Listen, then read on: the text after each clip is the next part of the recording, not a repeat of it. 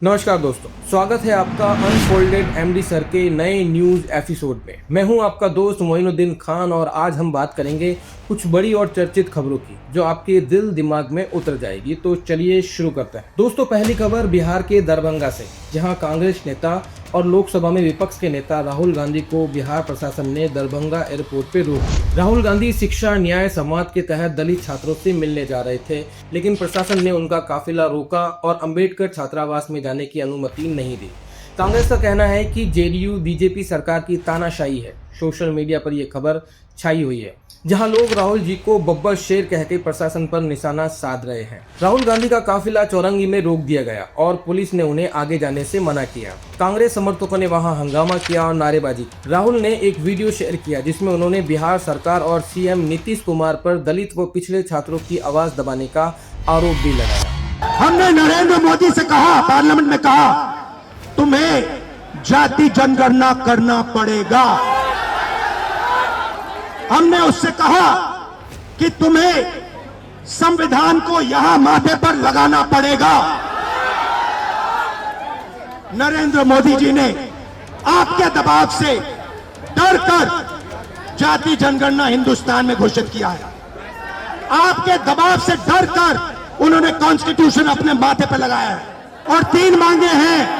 पहली मांग जाति जनगणना, दूसरी मांग प्राइवेट इंस्टीट्यूशंस में, प्राइवेट स्कूल्स और कॉलेजेस में रिजर्वेशन, अति पिछड़ा का, ओबीसी का, दलित का, आदिवासी का।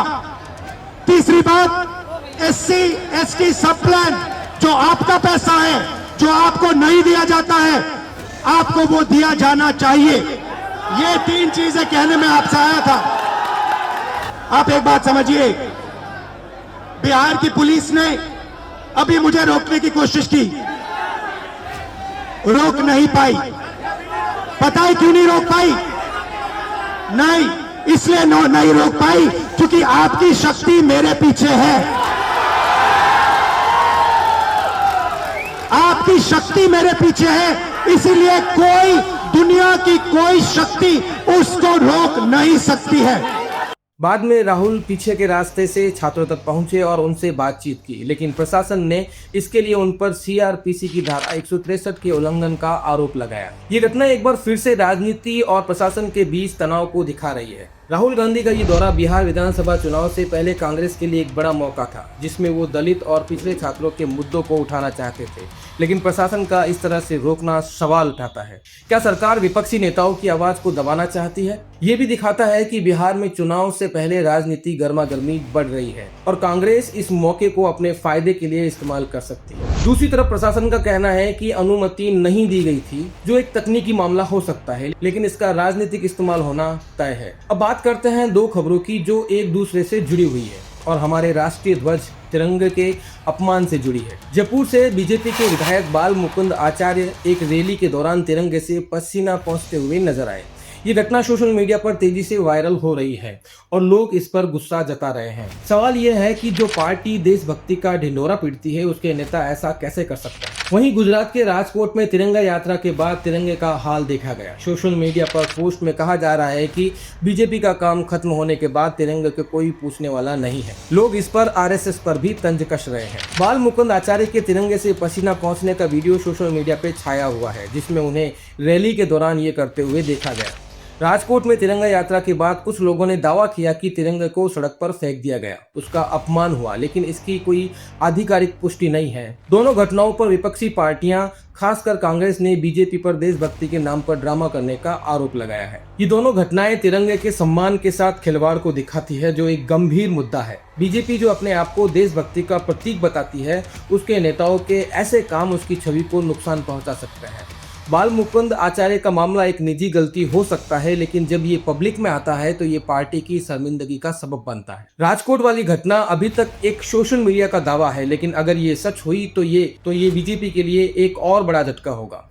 विपक्ष इस मौके का फायदा उठाकर बीजेपी को घेर सकती है, खासकर बात जब राष्ट्रीय ध्वज की आती है। ये भी सवाल उठाता है कि क्या तिरंगा यात्रा सिर्फ राजनीतिक स्टंट बनकर रह गई है। अब एक और बड़ा मुद्दा मध्य प्रदेश से, जहां बीजेपी के मंत्री विजय शाह के एक बयान ने हंगामा मचा दिया है। जैसे हमारे मोदी जी समाज के लिए जी रहे, समाज के लिए जान लगा रहे, और जिन्होंने हमारी बेटियों के सिंदूर उजाड़े थे, वही कटे पिटे लोगों को हमने उन्हीं की बहन भेज करके उनकी ऐसी की तैसी करवाई। एक बार मोदी जी के लिए जोरदार ताली बजाएं।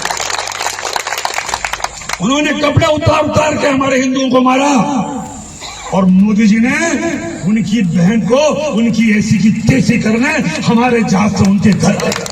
मध्य प्रदेश के मंत्री विजय शाह ने army officer colonel Sofiya Qureshi को आतंकवादियों की बहन कहकर उनका अपमान किया। इस बयान से हर समाज की भावनाएं आहत हुई और अब विजय शाह ने दिल से माफी मांगी है। उन्होंने कहा कि सोफिया जी ने जाति और समाज से ऊपर उठकर राष्ट्र धर्म निभाया है। मैं विजय शाह हाल ही में मेरे दिए गए बयान से जो हर समाज की भावनाएं आई हुई है, उसके लिए मैं दिल से न केवल शर्मिंदा हूँ, दुखी हूँ, बल्कि माफ़ी चाहता हूँ। हमारे देश की वो बहन सोफिया कुरैशी राष्ट्र धर्म निभाते हुए जाति और समाज से ऊपर उठकर उन्होंने जो काम किया है, वो हमारी सगी बहन से भी ऊपर सम्मानित हैं। हमारी सेना और हमारे सोफिया बहन के साथी जितने भी जिन्होंने हमारी उन बहनों का बदला लेने के लिए, हिंदुस्तान का मान सम्मान रखने के लिए और हमारे विरोधियों को धूल चटाई है, मैं उनका सम्मान करता हूं। हाल के भाषण में जब मेरी इच्छा और मनसा यही थी कि मैं उनके बात को अच्छे से समाज के बीच में रखूं, लेकिन दुखी और विचलित मन से कुछ शब्द गलत निकल गए, जिसके कारण आज मैं खुद शर्मिंदा हूं और पूरे समाज से और समुदाय से माफ़ी मांगता हूं। बहन सोफिया के और सारे मिलिट्री वालों का मैं हमेशा सम्मान करता हूं, और आज हाथ जोड़ के सबसे मैं अपने आप को माफी चाहता हूं। इस बयान के खिलाफ कांग्रेस के कार्यकर्ताओं ने विजय शाह के सरकारी आवास पर काली पोत दी और वहां प्रदर्शन किया। उन्होंने विजय शाह के इस्तीफे की मांग की है। दोस्तों, ये पहला मौका नहीं है जब विजय शाह के बयान ने विवाद खड़ा किया हो। 2013 में उन्होंने तत्कालीन सीएम शिवराज सिंह चौहान की पत्नी साधना सिंह पर अभद्र टिप्पणी की थी, जिसके बाद उन्हें मंत्री पद से इस्तीफा देना पड़ा था। सितंबर 2022 में उन्होंने राहुल गांधी के अविवाहित होने पर तंज कसा था, और नवंबर 2023 में जब एक्ट्रेस विद्या बालन ने बालाघाट में उनके रात में न मिलने के प्रस्ताव को ठुकराया तो उन्होंने फिल्म की शूटिंग रुकवा दी। विजय शाह का सोफिया कुरैशी पर बयान एक सार्वजनिक सभा के दौरान आया, जिसमें उन्होंने उन्हें गलत तरीके से निशाना बनाया। सोफिया कुरैशी एक सम्मानित आर्मी ऑफिसर और उनका अपमान करने पर कांग्रेस ने इसे न सिर्फ महिला विरोधी बल्कि आर्मी का अपमान भी बताया।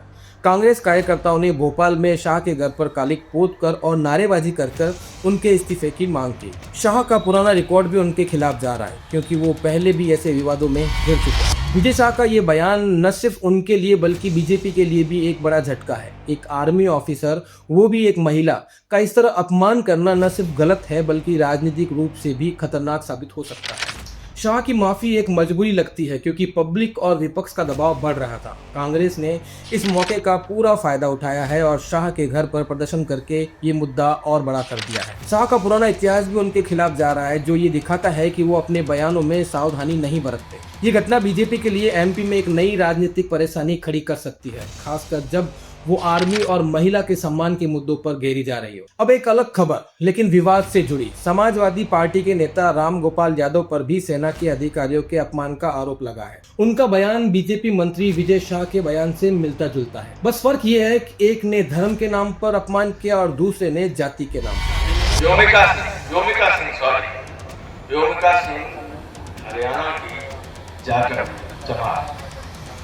राम गोपाल यादव के बयान के बारे में ज्यादा डिटेल अभी सामने नहीं आया है, लेकिन ये कहा जा रहा है कि उन्होंने सेना के अधिकारियों के खिलाफ जाति से जुड़ी टिप्पणी की। ये बयान विजय शाह के सोफिया कुरैशी वाले बयान के साथ कंपेयर किया जा रहा है, क्योंकि दोनों में सेना का अपमान एक कॉमन मुद्दा है। राम गोपाल यादव का ये बयान सपा के लिए एक नई मुसीबत खड़ी कर सकता है, खासकर जब ये विजय शाह के विवाद के साथ जोड़ा जा रहा है। सेना का अपमान एक ऐसा मुद्दा है जो भारत में हमेशा गंभीर रहा है और कोई भी पार्टी इस पर गलती नहीं करना चाहती। सपा और बीजेपी दोनों ही इस वक्त अपने नेताओं के बयानों की वजह से बैकफुट पर है। ये घटना ये भी दिखाती है कि राजनीतिक नेता अपने बयानों में कितनी लापरवाही बरत रहे हैं, जो न सिर्फ उनके लिए बल्कि उनकी पार्टी के लिए भी नुकसानदेह है। अब ये देखना होगा कि सपा इस विवाद को कैसे संभालती है, क्योंकि ये यूपी के चुनाव के लिए भी असर डाल सकता है। अब एक इंटरनेशनल खबर जो भारत के लिए भी अहम है। अमेरिका के राष्ट्रपति डोनाल्ड ट्रंप ने कतर ने कहा कि उन्होंने एप्पल के सीईओ टिम कुक से कहा है कि भारत में एप्पल की फैक्ट्रियां और प्रोडक्शन न बढ़ाएं।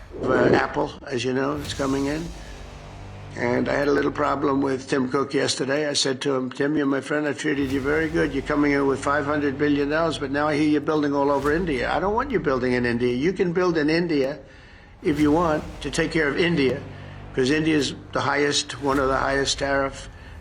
ट्रम्प का कहना है कि उन्हें अमेरिका में रोजगार चाहिए। ये बयान इसलिए भी चर्चा में है क्योंकि टिम कुक ने हाल ही में कहा था कि अमेरिका में बिकने वाले 50% आईफोन्स अब भारत में बन रहे हैं। ट्रम्प ने अपने बयान में कहा कि एप्पल को अपना प्रोडक्शन अमेरिका में बढ़ाना चाहिए, न कि भारत जैसे देशों में। एप्पल ने भारत में अपनी मैन्युफैक्चरिंग तेजी से बढ़ाई है और आईफोन्स के साथ साथ दूसरे प्रोडक्ट्स भी यहाँ बनाए जा रहे हैं। ये बयान भारत और अमेरिका के ट्रेड रिलेशन पर असर डाल सकता है, खासकर तब जब ट्रम्प दोबारा राष्ट्रपति बने हैं। ट्रम्प का ये बयान भारत के मेक इन इंडिया मिशन के लिए एक छोटा सा झटका हो सकता है, क्योंकि एप्पल जैसे बड़े ब्रांड्स का यहाँ आना न सिर्फ रोजगार पैदा करता है बल्कि भारत को ग्लोबल मैन्युफैक्चरिंग हब भी बनाता है। ट्रम्प का फोकस अमेरिका सेंट्रिक है, जो उनकी पहले की पॉलिसी से भी झलकता है, लेकिन भारत के लिए एक मौका भी हो सकता है क्योंकि एप्पल जैसी कंपनियां यहाँ के लो कॉस्ट लेबर और बड़े मार्केट की वजह से आकर्षित होती है। अगर भारत अपनी पॉलिसी को और मजबूत करे तो ट्रम्प के बयान का असर कम किया जा सकता है। ये भी देखना होगा कि एप्पल इस बयान पर कैसे रिएक्ट करता है, क्योंकि उनका बिजनेस ग्लोबल सप्लाई चेन पे डिपेंड करता है। तो दोस्तों, ये थी आज की बड़ी खबरें जो न सिर्फ चर्चा में हैं बल्कि हमारे देश के राजनीतिक, सामाजिक और अंतर्राष्ट्रीय मुद्दों को भी उजागर कर। आपको क्या लगता है, राहुल गांधी के साथ दरभंगा में जो हुआ, क्या वो सरकार की तानाशाही है या तिरंगा विवाद पर बीजेपी को और सख्ती करनी चाहिए? और विजय शाह का माफी मांगना, क्या ये काफी है? अपने विचार हमें कमेंट सेक्शन में जरूर बताएं। अगर आपको ये न्यूज़ पसंद आई हो तो चैनल को लाइक, शेयर और सब्सक्राइब करना न भूलें। बेल आइकन दबा दीजिए ताकि हर नई खबर आप तक सबसे पहले पहुंचे। मिलते हैं अगले एपिसोड में, तब तक के लिए जय हिंद, जय भारत, धन्यवाद।